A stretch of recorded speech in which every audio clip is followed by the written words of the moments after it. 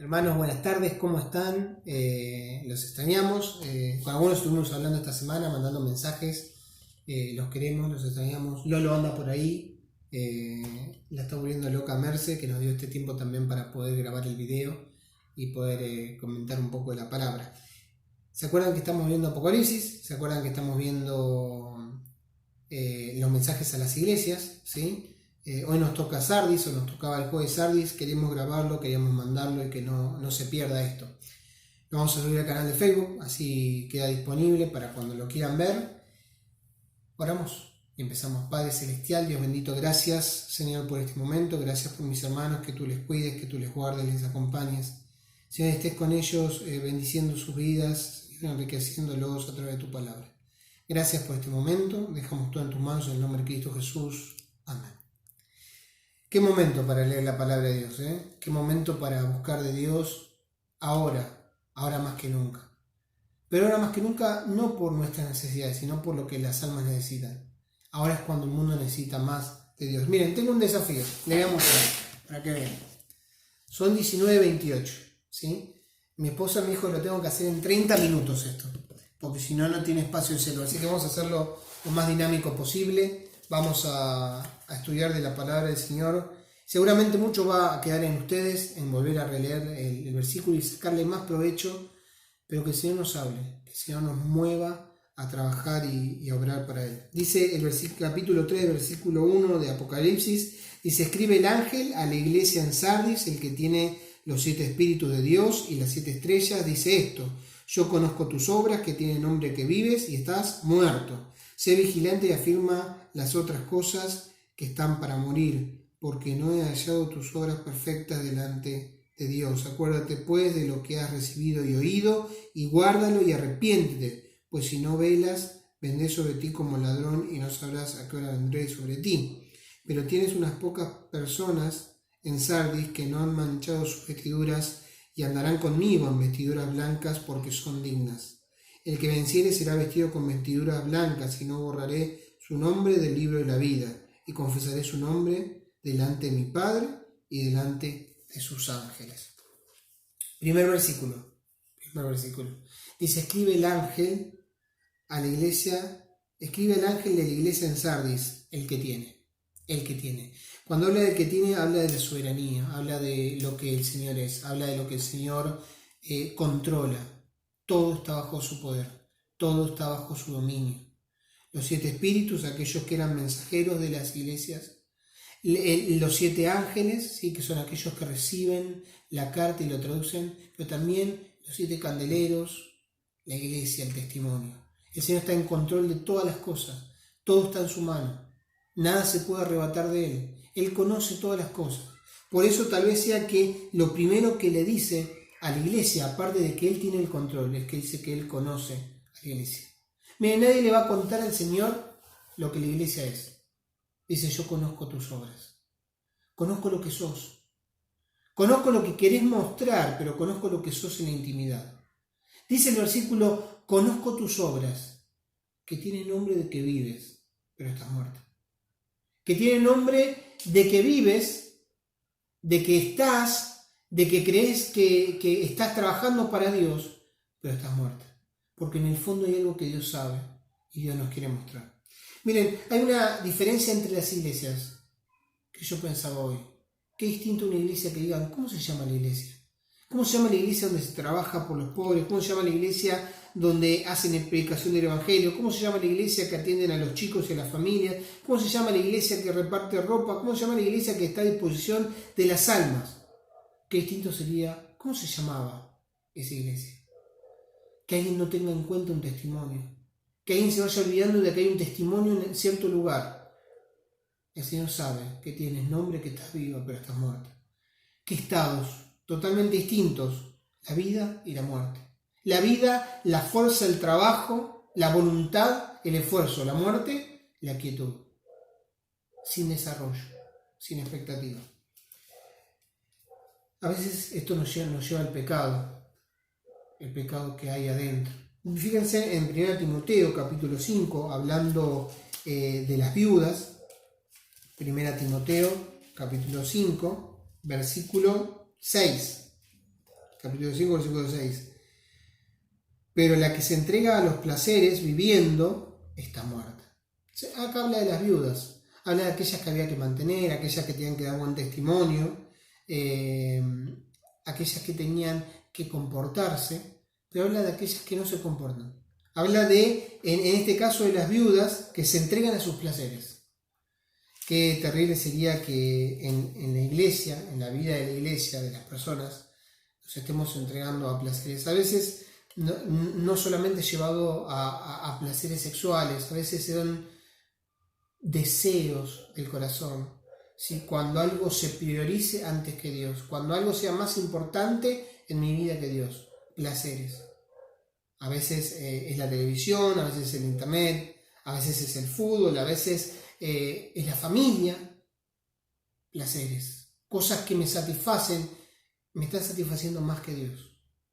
Conozco tus obras, conozco lo que estás haciendo. Y a veces el pecado, aquello que por naturaleza tenemos en nuestras vidas, porque es lo que Dios vino a corregir en cada uno de nosotros, tal vez siga actuando, tal vez siga siendo prioridad. Y pensaba en esto, ¿no? ¿Nombre de qué vives? Testimonio apagado, un testimonio que se estaba olvidando.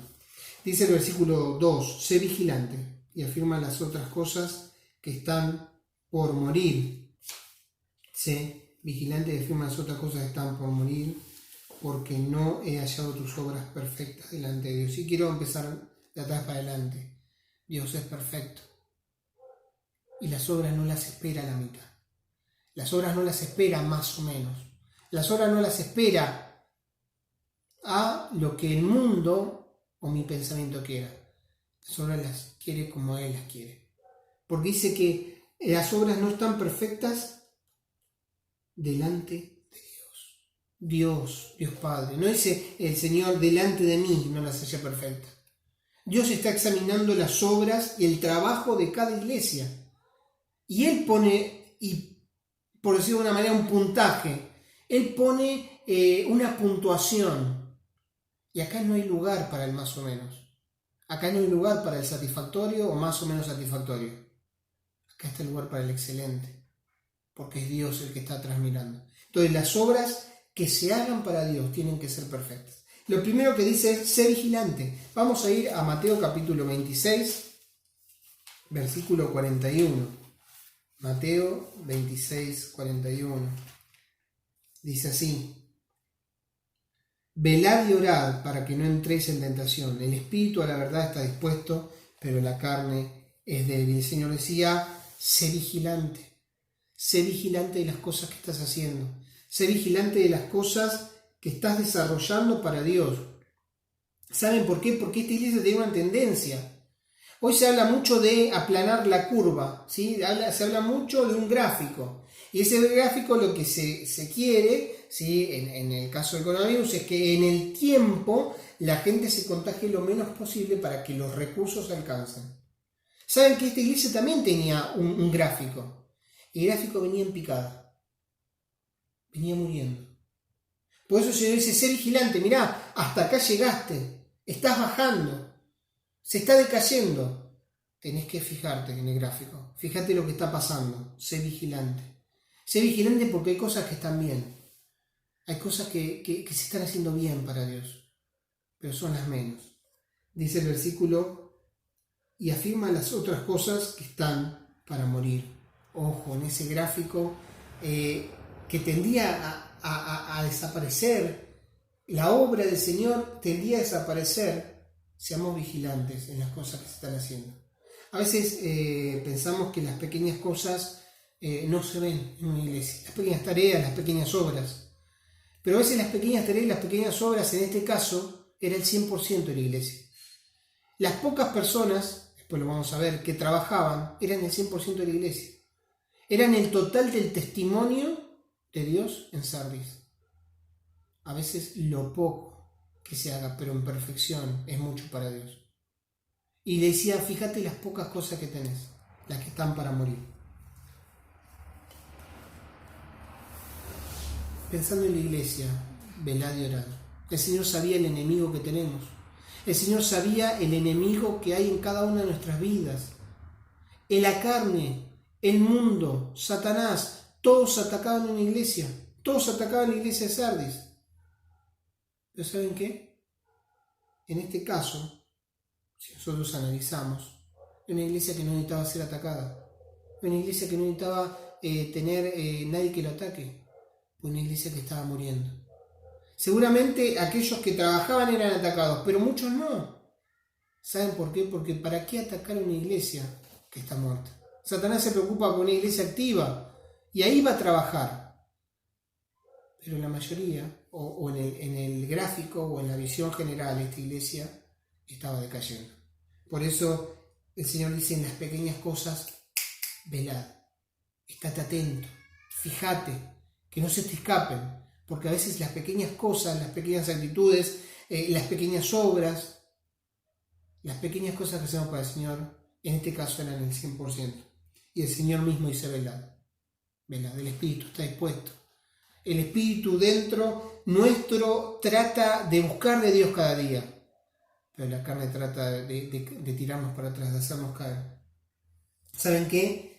El velar nos llama a una historia en la vida de Sardis. Nos llama a una historia en la historia de Sardis.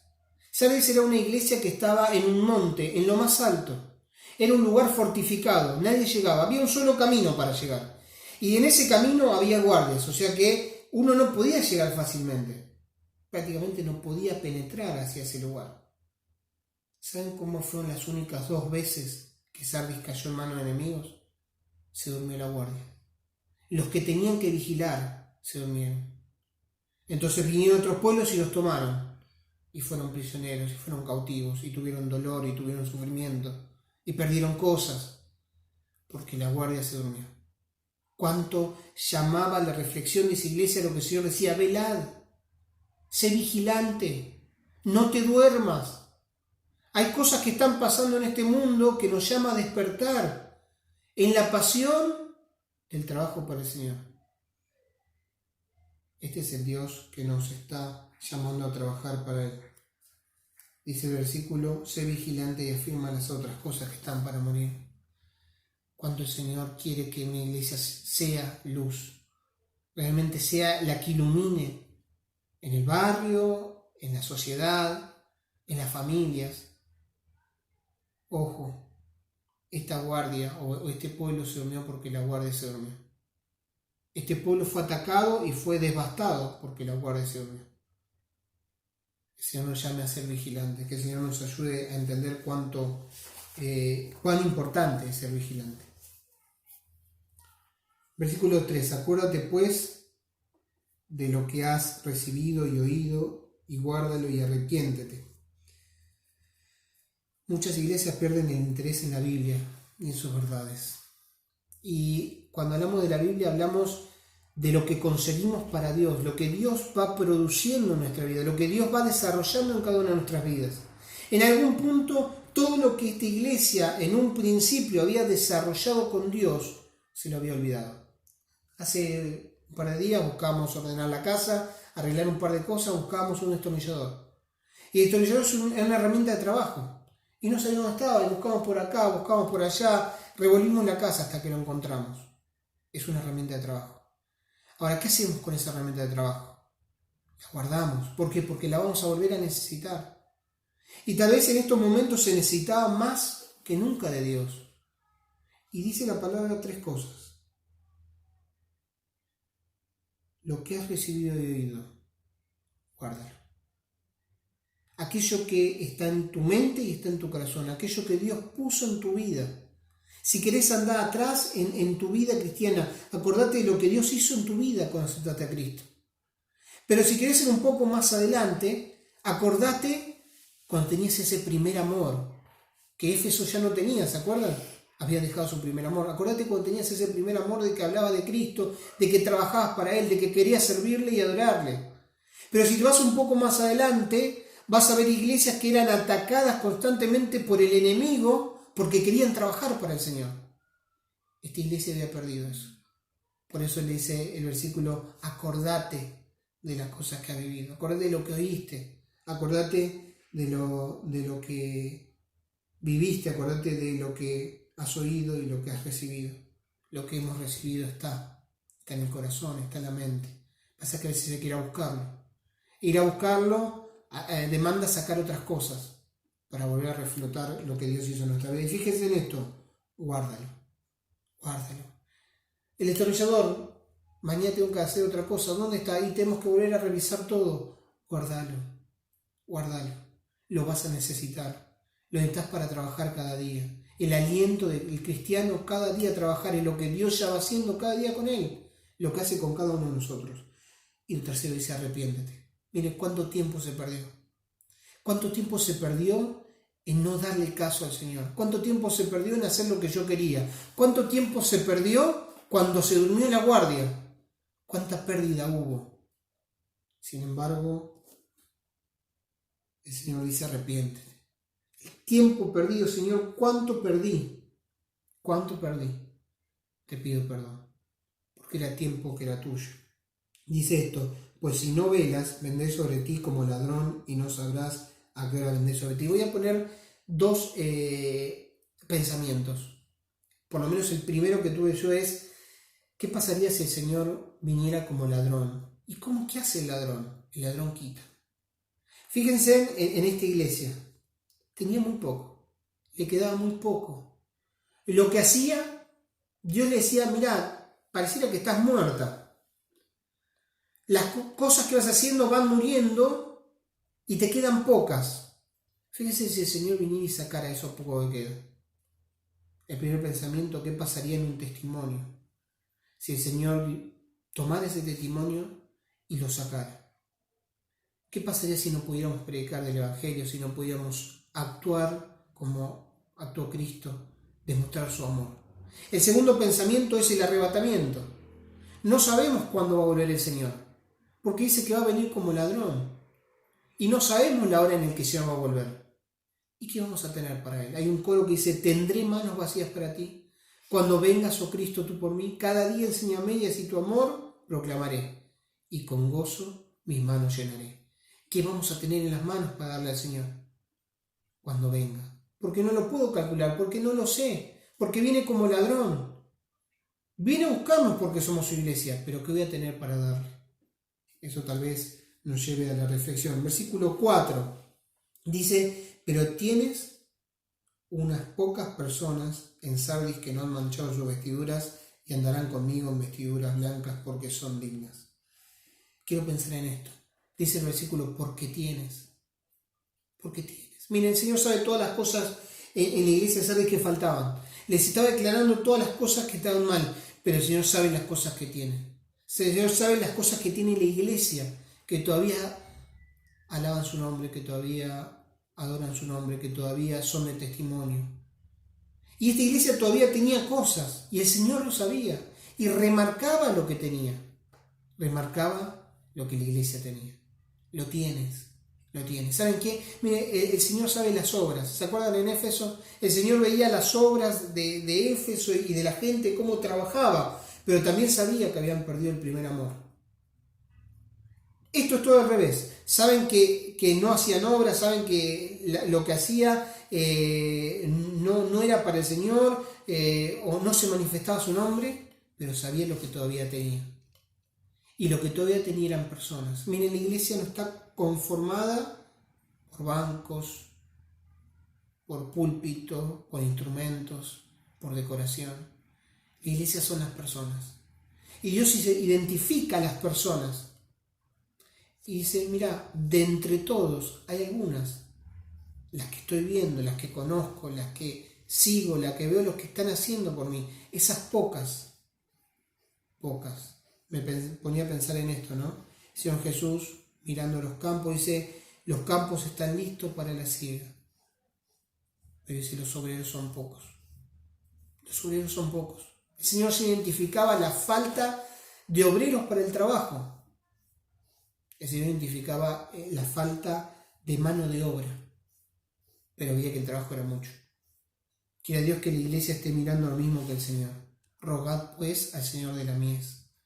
Rogad a Dios, aquel que quiere que las tareas sean perfectas. Dice, tenés pocas personas, pero estas pocas personas no han manchado sus vestiduras. Y cuando habla de no manchar vestiduras, habla de que iban en perfección, iban en pureza, había temor de Dios. En pocas personas había un gran temor de Dios. Si todavía se seguía identificando a la iglesia de Sardes como la iglesia de Cristo, era porque había personas que seguían pensando que las cosas que hacían para Dios tenían que ser perfectas, que las vidas tenían que ser perfectas, que no se podía manchar el testimonio, y entregaban su propia vida. Pero dice la Biblia que eran pocas. ¿Cuánto nos llama a Dios a tener valor, a estar entusiasmados en que la obra es para Dios, por más que seamos pocos?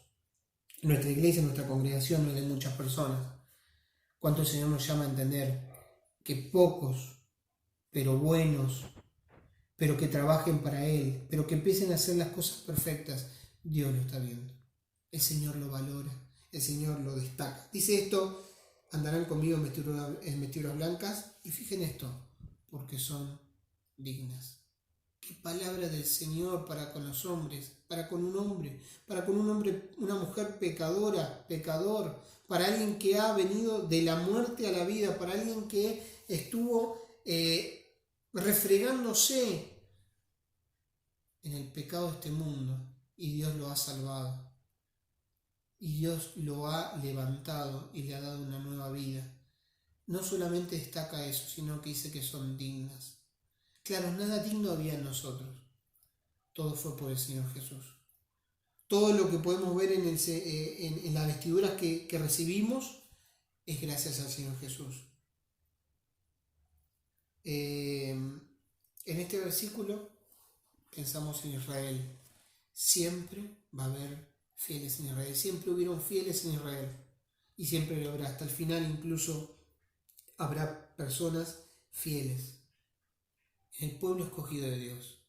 Cuanto más nosotros, la iglesia, su esposa, los que son fieles, los que trabajan, los que entregan su vida por testimonio y por amor a Dios cuando Él quiere que todo sea perfecto. Dice el versículo 5, el que venciere será vestido de vestiduras blancas, y no borraré su nombre del libro de la vida, y confesaré su nombre delante de mi Padre y de los ángeles. 3 cosas. El que venciere. ¿Cuántas veces remarcó esto el Señor? El que venciere. Miren, pensaba en esto. ¿Saben quién es Daniel Edwards? Tal vez lo van a tener que googlear y demás. Anthony Jackson. Son corredores. Son corredores, de atletas corredores, ¿sí? De 100 metros largos o de 200 metros largos. ¿Saben quién es Usain Bolt? ¿Cuántos conocemos o hemos oído hablar de Usain Bolt? ¿Saben por qué no se destacaron los otros? Porque fueron los segundos y terceros. ¿Qué es lo que quiero decir con esto? ¿Quién se destaca? El que gana, el que vence, aquel que sale primero. Los otros también llegaron a la meta, no es que no llegaron, no es que no terminaron la carrera, terminaron la carrera, llegaron a la meta, pero no llegaron primero. Por eso se destaca hoy a Usain Bolt. ¿Por qué? Porque corrió más rápido, porque corre más rápido. Ante estos o en aquel momento, por ejemplo en Río 2014, y salió vencedor. El que venciere. Aquellos que se destacan por ser mejores, no por terminar la carrera, sino por ser mejores, por ganar, por tener el primer puesto. Dice 1 Corintios 9:24. 1 Corintios 9:24.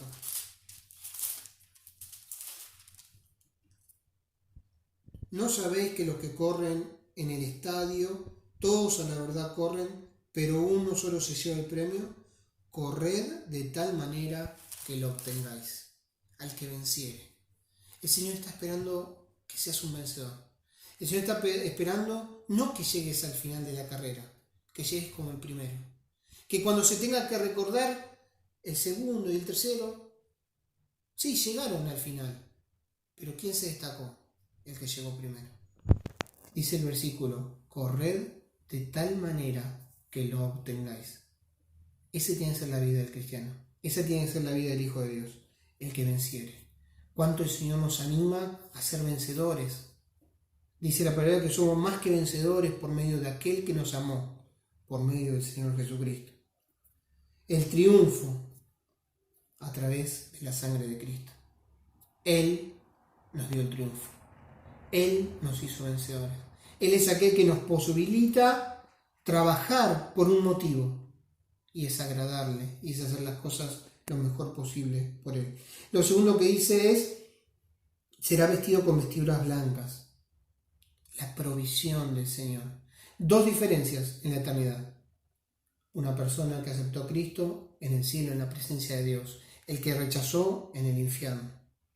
Pero la segunda diferencia, el que está con Cristo, el que está con Dios, el que está en la eternidad con su Salvador, tiene vestiduras blancas. Una provisión de Dios. Una provisión de Dios para la eternidad. Una provisión de Dios por lo poco que pudimos hacer, pero para la eternidad. Lo segundo, no borraré su nombre del libro de la vida. Coro que cantamos en la escuelita dominical, que siempre me quedó marcado. Con pluma de oro escrito está mi nombre más allá. ¿Lo quieren cantar? ¿Lo quieren cantar en sus casas? Con pluma de oro escrito está, escrito está, escrito está. Con pluma de oro escrito está mi nombre más allá. Más allá, mi nombre escrito está.